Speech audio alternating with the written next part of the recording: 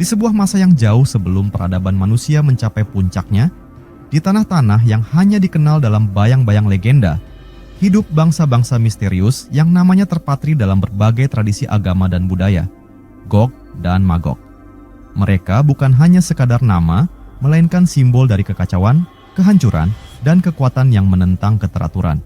Namun, siapa mereka? Dari mana mereka berasal? Inilah kisah mereka. Legenda tentang Gog dan Magog bermula di tanah-tanah utara yang dingin dan liar. Dalam teks kuno seperti Tanakh, Alkitab Ibrani, nama Magog disebut pertama kali dalam kitab Kejadian sebagai salah satu keturunan Yafet, anak Nabi Nuh. Magog adalah nenek moyang sebuah bangsa besar yang tinggal di ujung bumi. Mereka hidup terpisah, di tempat yang tersembunyi di balik pegunungan tinggi, jauh dari jangkauan dunia lainnya. Dalam tradisi Yahudi, Gog adalah pemimpin dari tanah Magog, seorang raja yang kuat, sombong, dan haus akan kekuasaan. Ia dipercaya akan memimpin bangsanya di akhir zaman untuk melawan Israel dalam perang besar yang mengguncang dunia. Dalam tradisi Islam, Gog dan Magog dikenal sebagai Ya'juj dan Ma'juj, bangsa liar yang begitu kuat dan destruktif. Kisah mereka terekam dalam Al-Quran ketika seorang raja besar dan bijaksana bernama Zulkarnain melakukan perjalanan ke ujung bumi. Di sana, ia menemukan sebuah kaum yang ketakutan karena serangan bangsa liar ini. Mereka datang seperti banjir, keluh kaum itu kepada Zulkarnain. Mereka merusak tanah kami, menghancurkan hasil panen, dan membunuh siapa saja yang mereka temui. Zulkarnain, dengan kebijaksanaannya, memutuskan untuk menolong mereka. Ia memerintahkan pembangunan sebuah tembok besar dari besi dan tembaga yang kokoh. Dengan kuasa Allah Subhanahu wa Ta'ala, tembok itu berhasil menahan Ya'juj dan Ma'juj, mengurung mereka hingga waktu yang telah ditetapkan. Namun, dalam kitab suci disebutkan bahwa dinding itu tidak akan bertahan selamanya. Ketika akhir zaman tiba, dinding itu akan runtuh, dan Ya'juj serta Ma'juj akan keluar untuk menyebarkan kehancuran. Dalam tradisi Kristen, Gog dan Magog tidak hanya sekadar bangsa kuno, tetapi juga simbol kekuatan jahat yang akan muncul di akhir zaman. Kitab Wahyu menceritakan bahwa setelah 1000 tahun kedamaian, setan akan dilepaskan dari penjaranya dan mengumpulkan Gog dan Magog dari 4 penjuru bumi. Mereka akan menjadi pasukan besar yang mengepung umat Allah Subhanahu wa Ta'ala dan kota suci Yerusalem. Namun, seperti dalam tradisi Yahudi dan Islam, kekuatan Tuhan akan mengalahkan mereka. Hingga kini, asal-usul Gog dan Magog tetap menjadi misteri.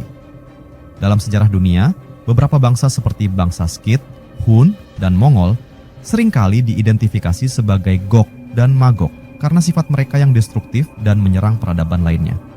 Namun, apakah mereka benar-benar nyata atau hanya simbol dari kekacauan dan perang masih menjadi pertanyaan besar.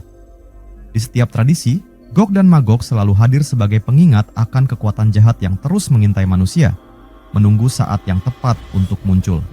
Namun, di balik ancaman itu, kisah mereka juga menjadi simbol kemenangan Tuhan atas segala bentuk kejahatan. Ketika Gog dan Magog muncul, itu adalah tanda bahwa dunia sedang menuju klimaks akhir zaman, di mana kedamaian abadi akan menggantikan kekacauan yang mereka bawa. Kisah Gog dan Magog adalah kisah tentang kekuatan, misteri, dan harapan. Meski mereka adalah ancaman besar, mereka juga menjadi bagian dari rencana besar yang menunjukkan keadilan dan kekuasaan Tuhan. Tokoh dan peristiwa yang berkaitan dengan Gog dan Magog, atau dalam bahasa Arab dikenal sebagai Ya'juj dan Ma'juj, sering disebutkan dalam tradisi agama. Berikut adalah tokoh dan peristiwa yang berkaitan dengan Gog dan Magog dalam tradisi Yahudi, Nasrani, dan Islam. 1. Versi Yahudi. Tokoh. Di tengah padang liar yang membentang di utara Israel, legenda tentang Gog dan Magog menjadi bisikan di antara para nabi dan orang-orang bijak.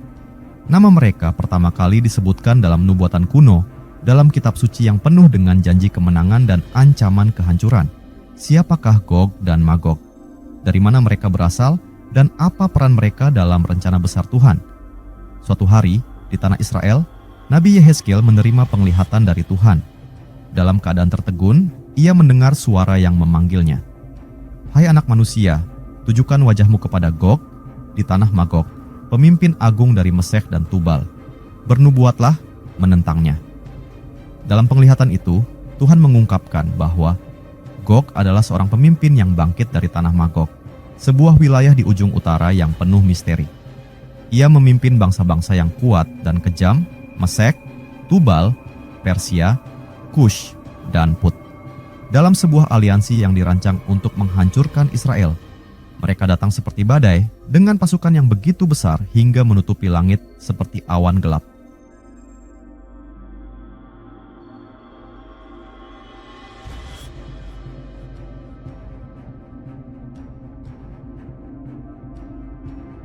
Namun Tuhan berkata kepada Yehezkiel, Gog tidak tahu bahwa ia hanyalah alat dalam tanganku. Aku akan memikatnya ke Israel, tetapi bukan untuk menghancurkan umatku, melainkan untuk menunjukkan kekuasaanku kepada bangsa-bangsa. Dalam tradisi Yahudi, Gog digambarkan sebagai seorang raja yang angkuh, haus kekuasaan, dan percaya bahwa dirinya tak terkalahkan. Ia memimpin bangsa Magog yang dikenal sebagai bangsa nomaden dari wilayah utara. Mereka adalah pejuang yang tangguh, yang senjatanya selalu berlumuran darah. Di bawah kepemimpinan Gog, bangsa Magog membentuk aliansi dengan kerajaan-kerajaan besar lainnya. Mereka memandang Israel, tanah yang diberkati Tuhan, dengan iri hati. Mereka ingin merampas tanah itu, menghancurkan umat pilihan Tuhan, dan membuktikan bahwa kekuatan manusia lebih besar daripada kuasa ilahi. Namun, Gog tidak mengetahui bahwa rencananya sudah diramalkan oleh Tuhan. Ia hanya menjadi bidak dalam permainan besar yang dirancang untuk menunjukkan kemuliaan Tuhan kepada dunia. Ketika hari yang telah ditentukan tiba, Gog memimpin pasukannya menuju Israel. Mereka datang seperti gelombang yang tak terhentikan, membawa kuda-kuda, pedang, perisai, dan panji-panji perang. Mereka mengepung kota-kota Israel, siap untuk menyerang dan menghancurkan semuanya. Namun, di tengah ancaman besar itu, Tuhan turun tangan. Ia mengirimkan gempa bumi yang dahsyat yang mengguncang bumi hingga pasukan Gog tercerai-berai. Gunung-gunung runtuh dan lembah-lembah terbelah. Hujan batu, api, dan belerang turun dari langit, membakar pasukan Gog dan menghancurkan mereka sepenuhnya. Di hadapan kehancuran itu, bangsa-bangsa menyaksikan kuasa Tuhan. Mereka tidak lagi meragukan bahwa Tuhan Israel adalah satu-satunya Allah Subhanahu wa Ta'ala yang sejati. Namanya dimuliakan di seluruh bumi, sementara Gog dan tentaranya lenyap seperti debu. Dalam tradisi Yahudi, Gog dan Magog bukan hanya sekadar tokoh historis, tetapi simbol dari kekuatan jahat yang akan muncul di akhir zaman. Mereka mewakili ancaman besar yang akan dihadapi umat manusia sebelum kedatangan zaman Mesianik. Namun, kisah mereka juga membawa pesan harapan. Gog mungkin kuat, tetapi kekuasaan Tuhan jauh lebih besar. Melalui perang ini, Tuhan menunjukkan bahwa Ia selalu melindungi umatnya dan tidak akan membiarkan kejahatan menang. Kisah Gog dan Magog terus diceritakan dari generasi ke generasi. Mereka adalah pengingat akan tantangan yang akan datang, tetapi juga tentang janji kemenangan yang akan diraih oleh mereka yang tetap setia kepada Tuhan. Peristiwa di lembah-lembah sunyi di tanah Israel, bisikan tentang perang akhir zaman mulai terdengar. Para nabi dengan mata yang menembus waktu, berbicara tentang peristiwa besar yang akan mengguncang dunia. Di pusat ramalan ini, berdiri nama yang penuh misteri, Gog dari tanah Magog, pemimpin sebuah bangsa dari utara yang akan membawa kehancuran besar, namun akhirnya menemui kehancurannya sendiri di tangan Tuhan. Di tengah-tengah pengasingannya di Babel, Nabi Yehezkiel menerima sebuah penglihatan yang mencengangkan. Dalam visi itu, ia melihat pasukan besar bergerak dari arah utara, dipimpin oleh seorang raja bernama Gog. Tuhan berbicara kepadanya, "Hai anak manusia, bernubuatlah melawan Gog dari tanah Magog, pemimpin agung dari Mesek dan Tubal. Katakanlah bahwa aku, Tuhan, akan menariknya datang ke tanah Israel, agar bangsa-bangsa tahu siapa aku." Gog adalah pemimpin yang cerdik dan kejam. Ia memimpin bangsa Magog dan membentuk aliansi dengan kerajaan-kerajaan besar lainnya, termasuk Persia, Kush, dan Put. Bersama-sama, mereka merancang invasi besar ke tanah Israel yang kaya akan keberkatan Tuhan.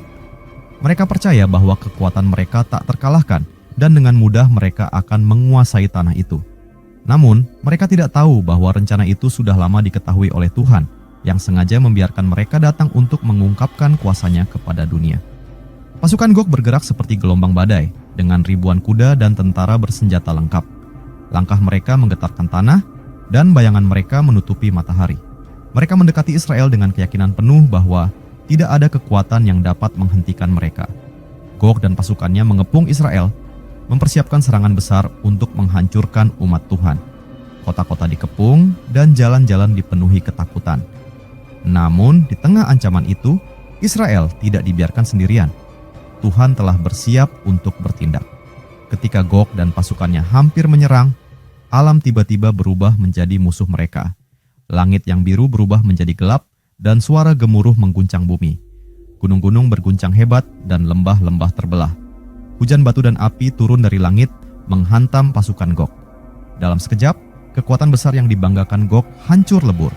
Tentara-tentara yang sebelumnya penuh percaya diri kini tercerai-berai, saling membunuh dalam kebingungan. Kekacauan melanda pasukan itu dan tidak ada yang tersisa untuk menyelamatkan mereka.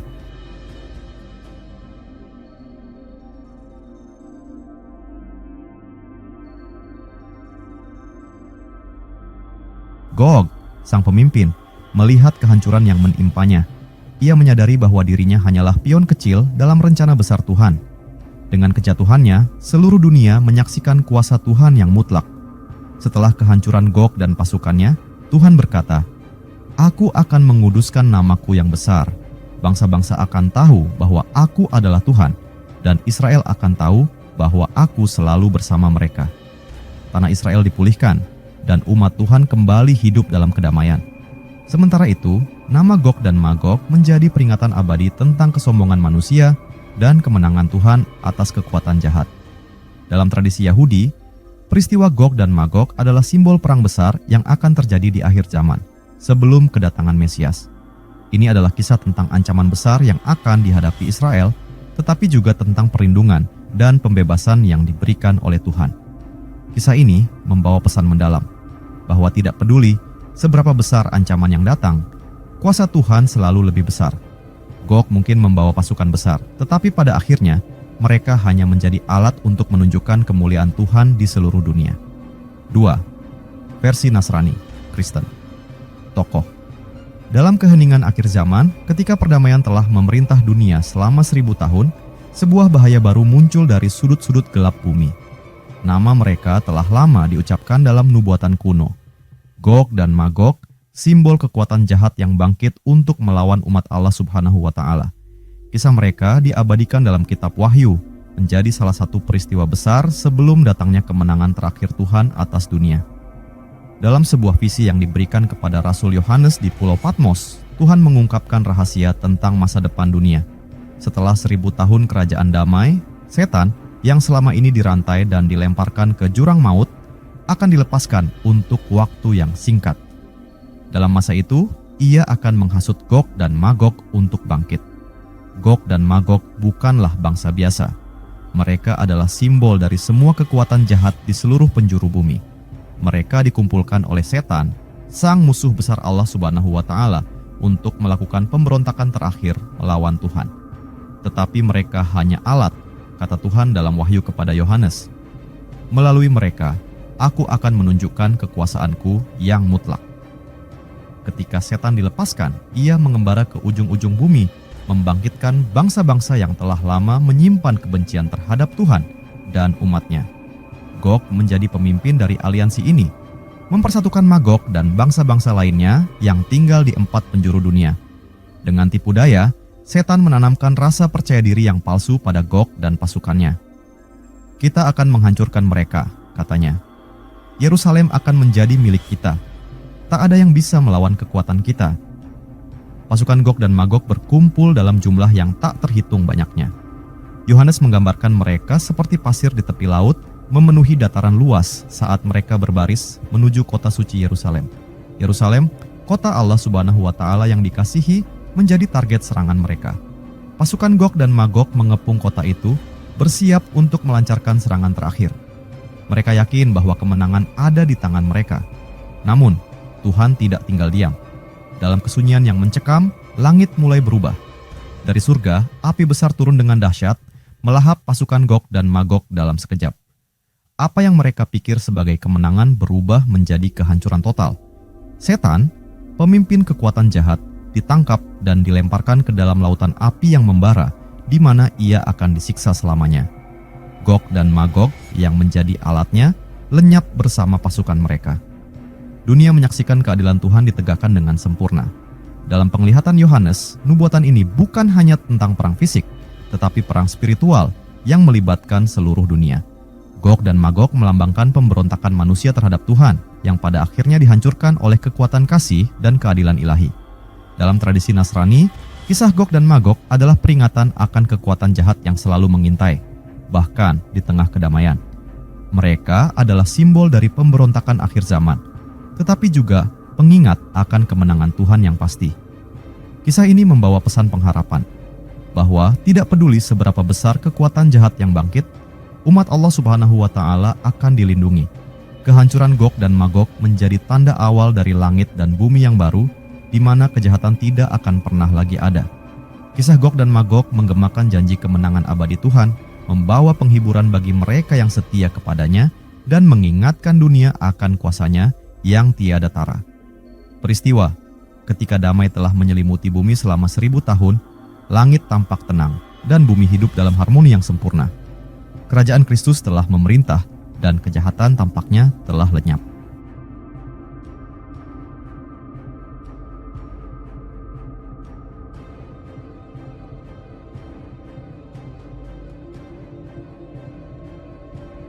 Namun, di balik kedamaian itu, sebuah rencana jahat sedang disusun, sebuah pemberontakan terakhir yang akan mengguncang dunia. Gog dan Magog, nama yang telah disebutkan dalam nubuatan kuno, akan menjadi pusat dari peristiwa ini. Dalam masa damai itu, setan telah dirantai dan dilemparkan ke jurang maut.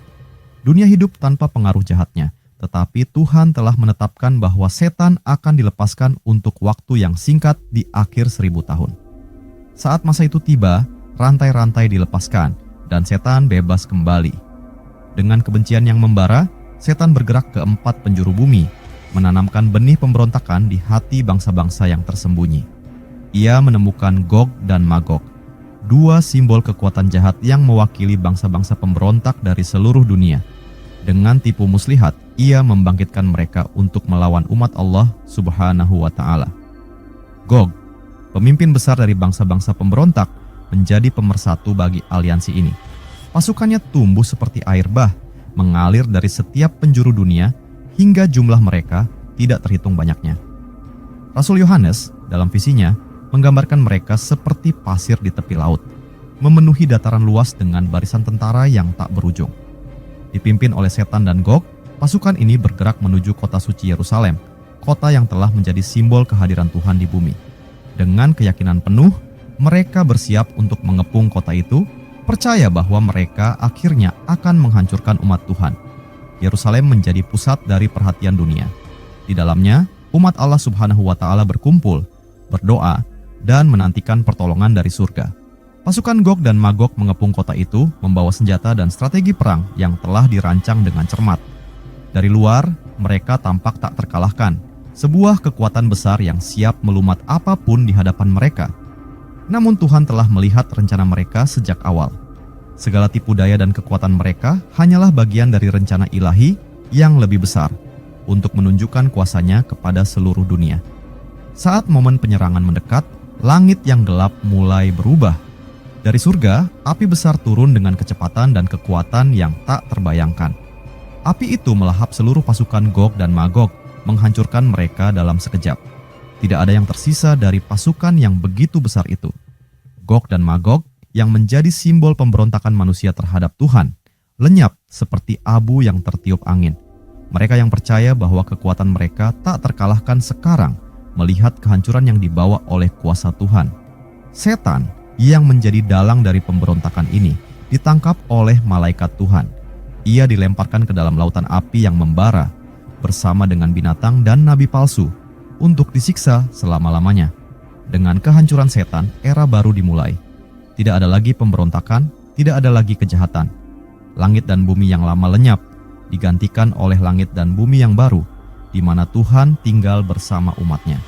Yerusalem baru turun dari surga, sebuah kota yang penuh dengan cahaya kemuliaan. Segala air mata dihapuskan, dan damai yang abadi menjadi milik mereka yang setia.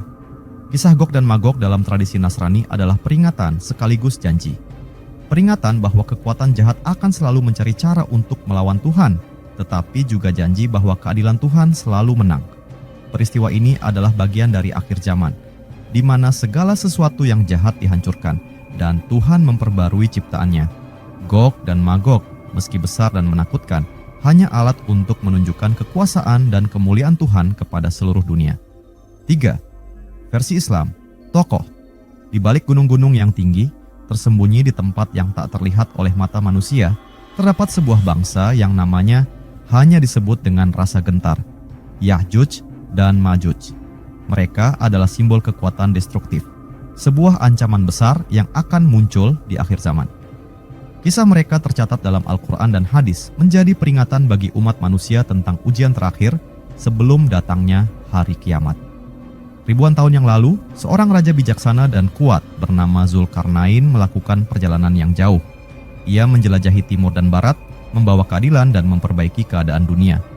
Dalam salah satu perjalanannya, ia tiba di sebuah lembah di antara dua gunung besar. Di sana, ia bertemu dengan suatu kaum yang hidup dalam ketakutan. "Ya Zulkarnain," kata mereka dengan penuh permohonan, "Ya'juj dan Ma'juj membuat kerusakan besar di tanah kami. Mereka menyerang desa-desa kami, menghancurkan panen, dan membunuh tanpa belas kasihan. Bisakah engkau membangun penghalang antara kami dan mereka?" Zulkarnain, dengan kebijaksanaan dan kekuatannya, setuju untuk membantu mereka. "Berikan aku besi dan tembaga," katanya, "dan aku akan membangun dinding yang kokoh untuk melindungi kalian."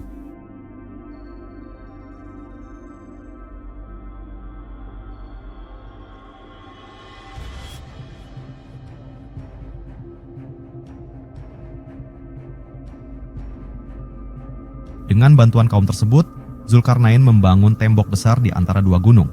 Dinding itu terbuat dari lempengan-lempengan besi yang dipanaskan hingga merah membara, lalu dilapisi dengan tembaga cair. Ketika tembok itu selesai, Zulkarnain berkata, "Ini adalah rahmat dari Tuhanku. Tapi ketika janji Tuhanku tiba, tembok ini akan runtuh dan Ya'juj serta Ma'juj akan keluar untuk menyebarkan kehancuran." Setelah tembok itu dibangun, Ya'juj dan Ma'juj tidak lagi mampu menyerang kaum tersebut. Namun, bangsa itu tidak sepenuhnya terkurung. Mereka terus berusaha melubangi tembok itu, bekerja setiap hari, meskipun usaha mereka selalu gagal. Dalam hadis Nabi Muhammad, Ya'juj dan Ma'juj digambarkan sebagai bangsa yang sangat besar jumlahnya. Mereka adalah makhluk yang kuat, ganas, dan tidak memiliki belas kasihan. Ketika mereka keluar, mereka akan meminum air dari sungai-sungai hingga kering dan menghancurkan segala sesuatu di jalannya. Ya'juj dan Ma'juj bukan hanya ancaman fisik, tetapi juga simbol kekacauan besar. Mereka mencerminkan kehancuran yang akan terjadi sebelum hari kiamat, ketika dunia berada dalam keadaan kacau balau. Pada akhir zaman, setelah munculnya Dajjal dan turunnya Nabi Isa, tembok Zulkarnain yang selama ini melindungi dunia akan runtuh.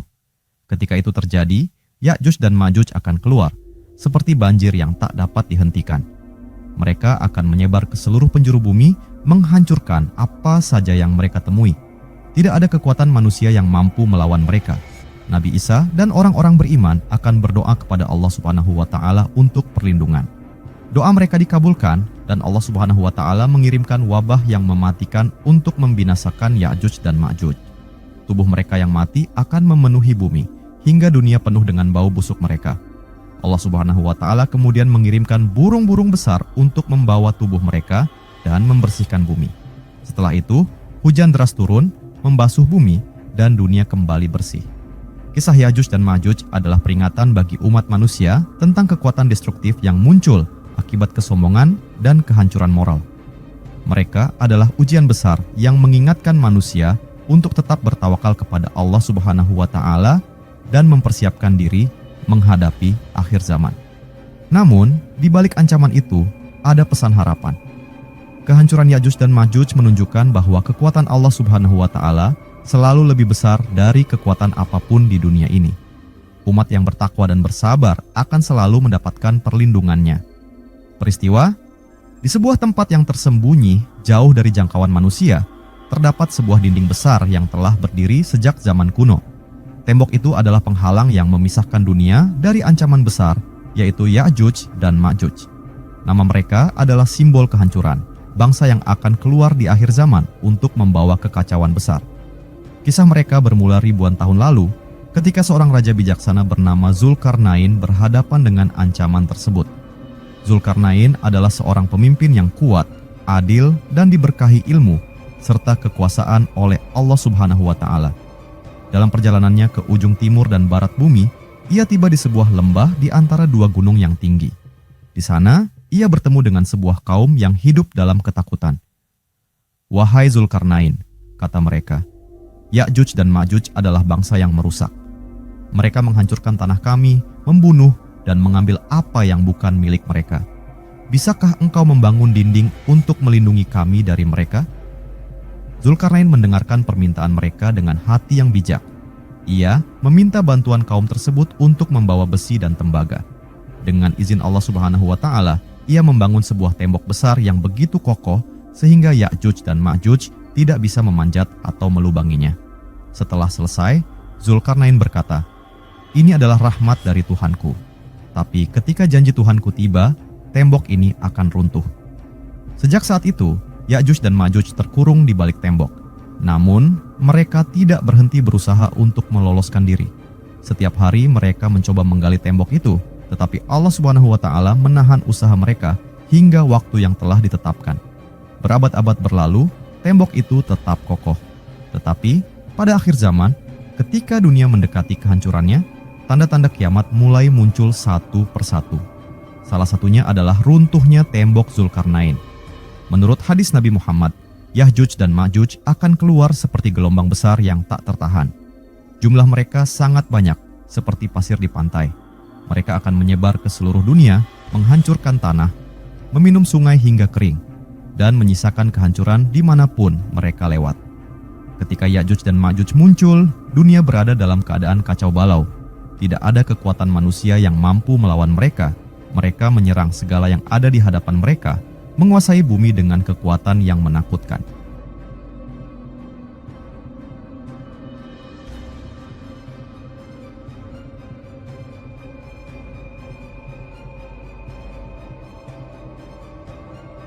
Bahkan mereka akan berkata, "Kita telah mengalahkan penghuni bumi, mari kita lawan penghuni langit." Dengan kesombongan mereka, mereka akan memanah ke arah langit, dan Allah Subhanahu wa Ta'ala menguji mereka dengan membuat panah mereka kembali berlumuran darah, seolah-olah mereka benar-benar berhasil melawan penghuni langit. Di tengah kehancuran itu, umat yang beriman akan dipimpin oleh Nabi Isa.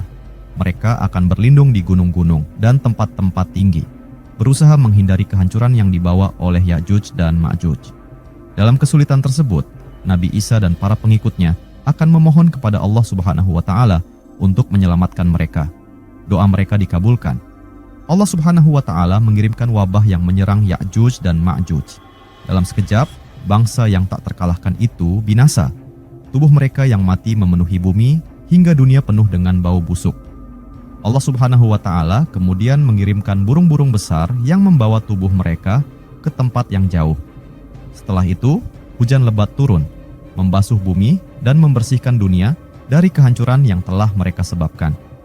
Kisah Ya'juj dan Ma'juj adalah peringatan bagi umat manusia tentang kehancuran besar yang akan datang di akhir zaman. Mereka adalah ujian besar, tetapi juga bagian dari rencana Allah Subhanahu wa Ta'ala untuk menguji keimanan umatnya. Namun, di balik ancaman itu, ada harapan. Kisah ini menunjukkan bahwa tidak peduli seberapa besar kekuatan jahat yang muncul, Allah Subhanahu wa Ta'ala selalu melindungi umat yang bertakwa. Ya'juj dan Ma'juj adalah bagian dari tanda-tanda kiamat. Tetapi mereka juga menjadi bukti bahwa Allah Subhanahu wa Ta'ala adalah pelindung yang paling kuat, yang selalu menjaga orang-orang yang beriman. 4. Persamaan di ketiga tradisi. Di tengah labirin tradisi yang berbeda, Yahudi, Nasrani, dan Islam, kisah tentang Gog dan Magog atau Ya'juj dan Ma'juj menyiratkan sebuah benang merah yang saling berjalin. Mereka adalah tokoh yang melampaui batas waktu dan ruang, muncul sebagai simbol dari kehancuran besar yang menguji kesetiaan manusia kepada Tuhan. Di balik perbedaan tafsir dan latar cerita, ada persamaan mendalam yang memperlihatkan betapa universalnya kisah ini sebagai peringatan dan pelajaran bagi umat manusia. Dalam ketiga tradisi, Gog dan Magog digambarkan sebagai bangsa yang buas, liar, dan tidak memiliki belas kasihan. Mereka adalah ancaman besar bagi umat manusia dengan kekuatan yang melampaui akal. Dalam Tanakh, mereka digambarkan sebagai bangsa-bangsa yang bersatu di bawah kepemimpinan Gog untuk menyerang Israel di akhir zaman. Dalam kitab Wahyu, Gog dan Magog adalah pasukan yang dikumpulkan setan dari 4 penjuru bumi untuk melawan umat Allah Subhanahu wa Ta'ala. Sementara dalam Islam, Yajuj dan Majuj adalah bangsa yang tersembunyi di balik dinding Zulkarnain yang akan keluar di akhir zaman untuk membawa kehancuran. Ketiganya berbagi ciri sebagai ancaman global, sebuah kekuatan destruktif yang tidak dapat diatasi dengan kekuatan manusia semata. Mereka adalah lambang dari pemberontakan besar yang melawan Tuhan dan keteraturannya. Gog dan Magog selalu dikaitkan dengan akhir zaman. Dalam tradisi Yahudi, mereka memimpin perang besar melawan Israel sebelum datangnya zaman Mesianik. Dalam Nasrani, perang ini adalah bagian dari nubuatan dalam kitab Wahyu yang terjadi setelah kerajaan 1000 tahun. Sementara dalam Islam, Yajuj dan Majuj adalah salah satu tanda besar kiamat yang muncul setelah turunnya Nabi Isa dan kekalahan Dajjal. Di ketiga tradisi, mereka menjadi penanda penting bahwa dunia sedang menuju klimaksnya, sebuah masa di mana kebaikan dan kejahatan akan diadu untuk terakhir kalinya. Mereka adalah bagian dari rencana ilahi yang lebih besar yang menuntun umat manusia menuju kehidupan yang abadi. Meski kekuatan Gog dan Magog tampak luar biasa, ketiga tradisi sepakat bahwa mereka tidak akan menang melawan kuasa Tuhan. Dalam Yehezkiel, Gog dan pasukannya dihancurkan oleh gempa bumi, hujan batu, dan api yang dikirim oleh Tuhan. Dalam kitab Wahyu, mereka dibakar oleh api yang turun dari surga sebelum setan dilemparkan ke dalam lautan api. Dalam Islam, Yajuj dan Majuj dimusnahkan oleh wabah yang dikirim oleh Allah Subhanahu wa Ta'ala setelah doa Nabi Isa. Pesan ini konsisten. Kekuatan jahat, seberapapun besar dan menakutkannya, tidak akan pernah melampaui kekuasaan Tuhan. Kehancuran mereka adalah pengingat bahwa keadilan ilahi akan selalu menang pada akhirnya. Gog dan Magog adalah simbol dari ujian besar yang harus dihadapi manusia, tetapi juga peringatan untuk selalu bergantung kepada Tuhan. Dalam tradisi Yahudi, Nasrani, dan Islam, kehancuran mereka adalah momen yang menunjukkan kemuliaan Tuhan kepada seluruh dunia.